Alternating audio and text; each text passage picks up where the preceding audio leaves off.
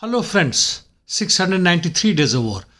Starting from where I finished my talk yesterday in the war zone. In southern war zone on Kherson front, Krinky holds as it was. Counter battle operations near Peshanovka and other parts in eastern bank of Dnieper River are reported. However, no major changes.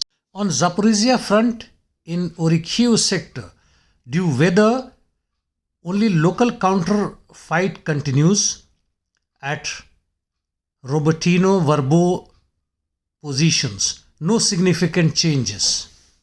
In Rimivki salient, Russian army attacks towards Kermenchik, also from north and south of Staromil Novka, an occupied number of Ukrainian positions. Fight continues in east of Eurozone. No significant changes, and similar is the situations towards Priyotne and Novomayorsky. In north in Kupiansk region, heavy fight continues for Sinkivka. Minor tactical gains for Russian army, but otherwise no changes. Towards Torsky direction near Makiivka, Russians advance in southern area almost 1 kilometer in depth on a width of 2 kilometers. It also managed some gains in northern side towards Petropavlivka, and heavy battle continues towards north of Soledar, Kriminaya Serebryansky forestry, no gains.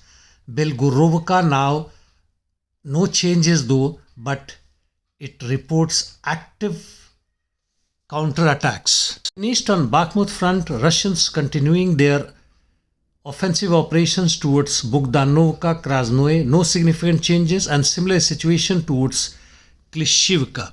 Avdiivka front, as per Ukrainian channels, Russian army is preparing for a bigger offensive towards Berdichi, Novobakhmutivka and Severny direction. On ground in southern flank towards Pervomaisky and south of Nevelsky, heavy fight continues. Even towards north of Krasnogorovka, however, no significant changes.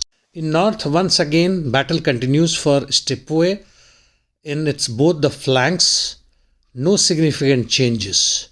In eastern part, also no changes, where Russians hold their positions, but most of Stepoe is in grey zone.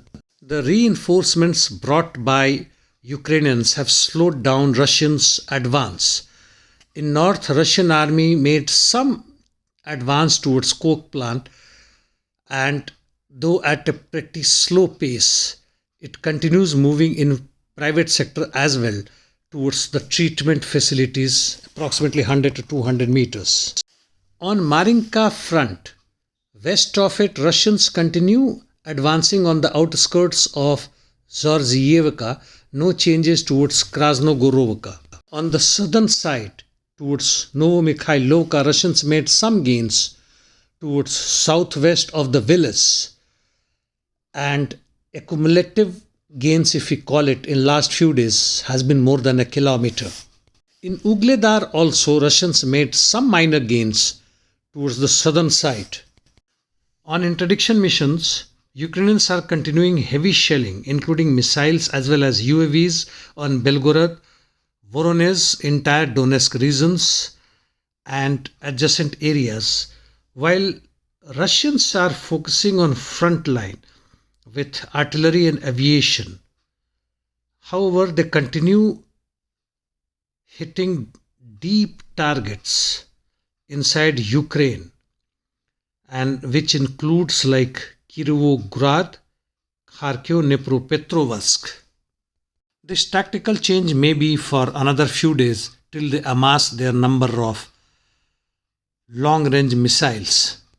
On Palestine-Israel-Yemen front, Israel has renewed bombing in northern Gaza, which was retaliated by Palestinian forces with almost 50 rockets. IDF operation in central Gaza Strip, no major achievements. In south, they are inching forwards towards Khan Yunis city.